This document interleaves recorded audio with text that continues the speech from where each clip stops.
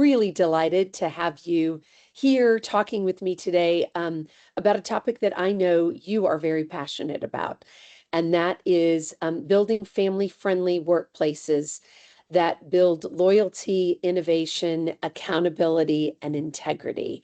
And so thank you, Amy, for joining me today. Thank you so much for having me, Cheryl. It is an honor to be with you and have always loved our work with Catapult Employers Association as a longtime member. Thank you. And now a board member. So thank you for your Yes, service to our board. absolutely. For our listeners, Amy Cubbage is the president and CEO of the North Carolina Partnership for Children. And that really, in a nutshell, means that you're responsible for really kind of our statewide Smart Start operations in a partnership model, of which there are, what, 76 partnerships across the state? Yes, we are the 76th, if you will, or the first, but there's 75 local partnerships in the state level office of the North Carolina Partnership for Children here in Raleigh, where I am based, and my organization has about 50 staff members, but we support the full Smart Start network, which is focused on improving the lives of North Carolina's youngest infants through age 5. So getting them ready for the kindergarten door, and always with a focus on starting with a healthy birth. So a lot of connections to ensuring strong families, great starts right from the start, from the birth of a child, that families feel supported. And what a great topic for then us to discuss today, Yes. building family-friendly workplaces. And I'm taking my eye, it goes to your logo there that says each child, every community. And so, I'm curious, when you think about your work at North Carolina Partnership for Children and supporting Smart Starter across the state, what do you think it really means when people talk about building family-friendly workplaces? I mean, what does that mean? It for us really means, and for many organizations in North Carolina who have joined in leading around family-friendly workplaces and growing and strengthening their organizational culture around that, accepting and taking each employee as the full person they are. When you come to your job, you are not leaving behind the fact that you are a mother, that you are a father, that you are a adult caring for elderly parents. All of that still matters, and we all do our best to compartmentalize, but we realize the reality is those relationships and interactions that happen before and after work, and more so are integrated into work, and we're needing to really be able to set clear boundaries between personal and professional, need to be recognized. And we need to, as employers, accept and acknowledge the fullness of each employee on our team and staff member. So many employers are now looking to how can we support parents who have young children with early care and education, or the broad category of childcare. And what does that mean? It could mean an on-site childcare facility for an employer.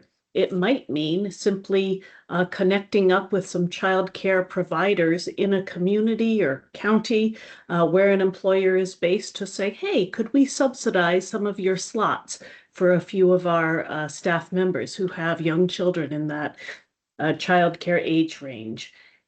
It could mean partnering with a before or after school program, or some childcare programs offer sick childcare time, so that you can have a child when your childcare option is not available to you as an employee, but you have to be at work, that you can bring them to that provider.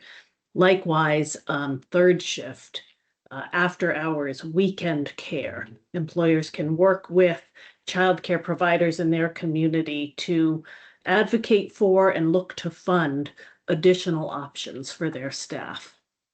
Yeah, I love what you said, because I think a lot of people define family-friendly workplaces as well, we have a maternity leave policy and we have a Yes, paternity leave policy, or we have flexible work hours, or we have a hybrid schedule.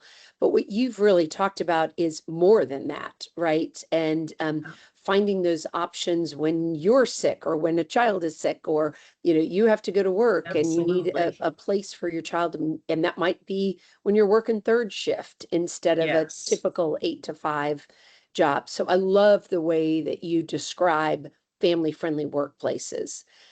Yeah. Are there any particular organizations within your communities, or that you've worked with, that you think really do childcare and family-friendly policies well? Well, I will call out one, and that is a small nonprofit, but I don't want to miss a shout out to them. It's the North Carolina Early Childhood Foundation, and they have developed the initiative of Family Forward NC, which is an employer certification program. And so they are leading not only as the small nonprofit they are on being family friendly, but helping other organizations and employers and NCPC, the North Carolina Partnership for Children, and several of our local partnerships in the Smart Start Network engaged in an intensive review of family friendly policies led by the foundation in this Family Forward NC project. And I say intensive, it is for a short period of time. It's really not a huge lift. And they provide incredible guidance on small tweaks you can make to policies, to expanding some of your flexibility, or to engaging in something like on-site childcare or something like the tri-share model, which right now the state of North Carolina is engaged in, where the state pays a third of a childcare slot, an employer pays a third, and that employer's employee pays a third to a provider in the community, and everything in between. They have provided support around how can you develop and very low budget, low cost create lactation rooms for breastfeeding parents who might be on your teams. And we were so thrilled to be able to engage in that and create one for the building where the North Carolina Partnership is. And you can do that as an employer, offer it to other tenants in a building if you're in a shared space. We also, I think, have partnered with some incredible childcare providers themselves that are small business owners, but are saying, we recognize that our staff, when they're here caring and teaching young children, need to be fully focused, and it's hard to be when they are parents of young children without childcare themselves. So they have created childcare spots. And there's some wonderful examples of that as well. We also have a recent example coming out of Western North Carolina in the wake of Hurricane Helene. A lot of employers were saying, how are we going to rebuild, continue to support the employees that we have and retain them, but then also recruit new folks. And the Biltmore Incorporated has done a wonderful project working with the Buncombe County Partnership for Children to do what I was mentioning earlier, which is find providers in the community that would offer childcare to their employees, but then also say, if there are other members of the community who could benefit from a slot in your program, we'll help to support that, because we know kind of all boats are lifted when we're supporting not just the Biltmore staff and employees. And that's been a wonderful collaboration there, with a keen focus on infant and toddler care. That is often the most expensive, the hardest to find. We have to keep ratios fairly low for caring for infants and toddlers. And so that means the cost of a salary for a teacher is increased because you need more staff to care for infants and toddlers. But that's a wonderful, innovative program out there. Yeah, I'm so excited that you gave us those specific examples, because I think what our listeners can hear is how easy it is to integrate kind of some new policies, right? You gave us Yes, examples of lactation rooms and yes. flexibility in schedule. And I know we have an employee ourselves at Catapult who has recently started a family. And she said, I was able to start my family because Catapult has a family-friendly workplace. They've been very innovative and creative about creating opportunities for, not just leave, but childcare options. And she said, I don't know that I would have been able to start my family if I was working for another company. And so, Wow. that gives us great joy when you think about not just the workplace, but creating loyalty, which then leads to retention of employees.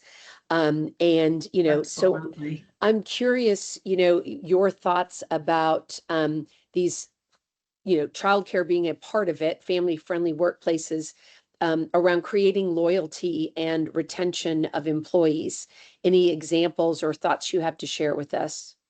Yeah, I would say that the it does often take some careful, thoughtful thinking with your leadership teams about how can we really allow staff to do some job crafting for themselves. So if you are a leader, for example, of our learning and evaluation team, I do have a direct example of this, who has young children, also is going for their PhD. There's a lot of value there in their understanding of balancing a work life balance and parenting young children for us at NCPC, and having a kind of role model on our staff doing that, as well as doing career advancement all at the same time.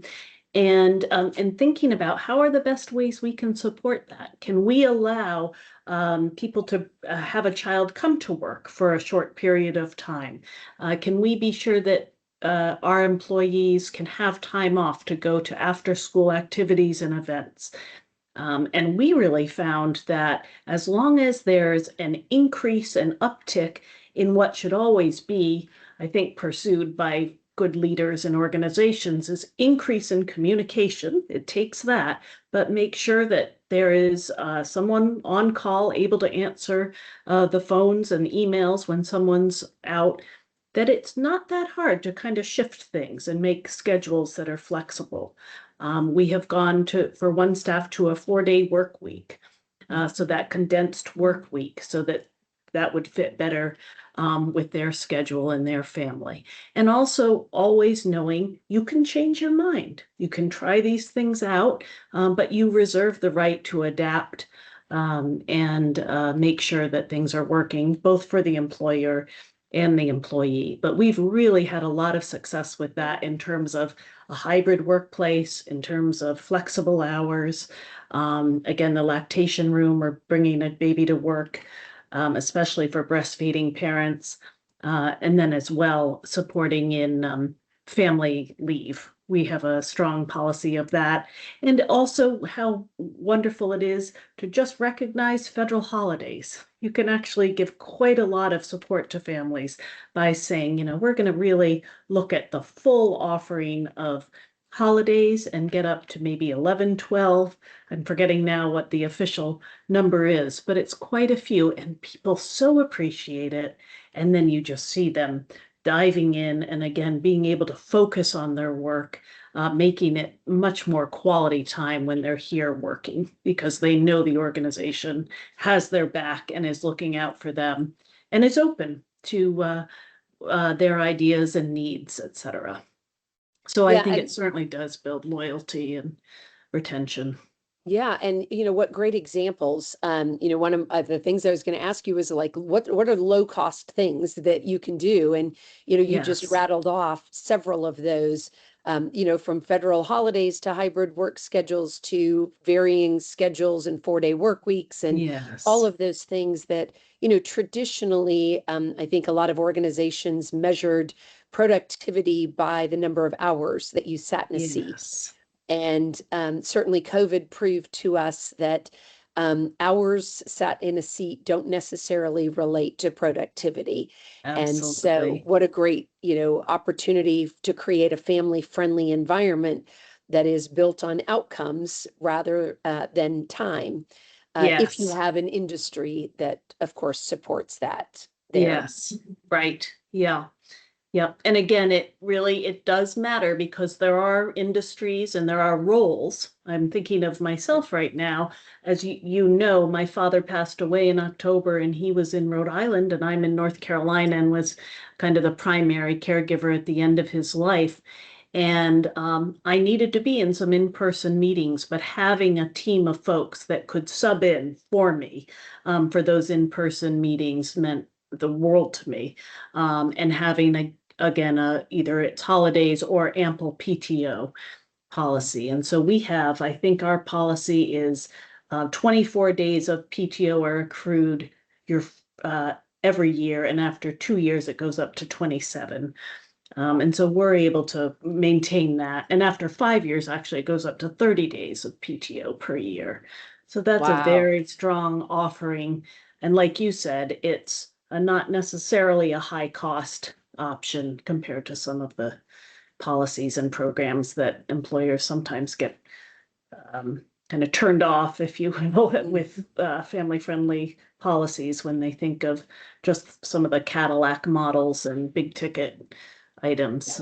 Yeah. Well, and I love the other example you gave about having the opportunity to be with your dad at the end of his Yes, life, because a lot of times we think about defining family-friendly workplaces as being designed yes, around parents and that's children. right.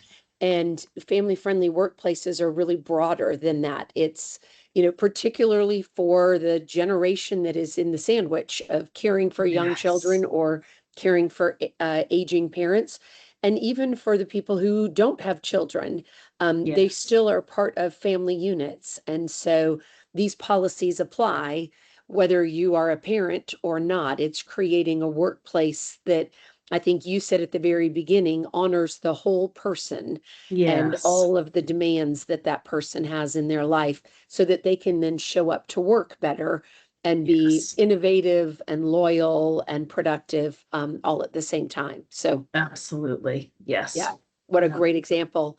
If you can believe it, Amy, we are already almost at our time. And so, how quickly these go when you're having fun talking about topics that you're passionate about. I would like you to maybe just close out and say, do you see any kind of emerging trends that might be on the horizon that would shape the next generation of family-friendly workplaces? Would love to close out with that question. Yeah, thank you for that. And for again for the opportunity to talk with you about this, Cheryl. It is near and dear to my heart, not only as the uh, young mother and working mother I was, all mothers are working, but when I was juggling as a mother of young children, but then also with aging parents and caring for them. Um, and I would say one area that is emerging and continuing despite some concerns about tightening budgets, et cetera, that I didn't mention that is also so critical is wellness. So really focusing on how can I incorporate wellness into our daily work lives and ensure opportunities for all staff to do that. We keep hoping to carve out money for a monthly benefit to a health or fitness center, or even just a yoga class or something like that. And so if organizations can do that, I think it's a tremendous benefit on a very low budget item related to wellness. We now have incorporated two wake up and walks in the morning at the North Carolina Partnership for Children, and staff, whether they're in the home office here in Raleigh, or they're across the state. We have quite a distributed workforce across the state of North Carolina, can join either in person or joining on a Teams link and go for a 20-minute walk. And it might be on your treadmill or it might be in your neighborhood, but making sure folks are taking the time off to get moving in whatever way it works for them. So those are some of the ideas I would have around that. I think that's awesome. And yes, we all need time for wellness and mental health as Absolutely. well. So great advice Yeah. and great observation on the trends. Amy Cubbage, President and CEO of North Carolina Partnership for Children. Thank you for being our guest here on Workforce Rewired, and giving us some great insights on building family-friendly workplaces that build loyalty, innovation, accountability, and integrity. It's been a pleasure chatting with you. Thank you so much.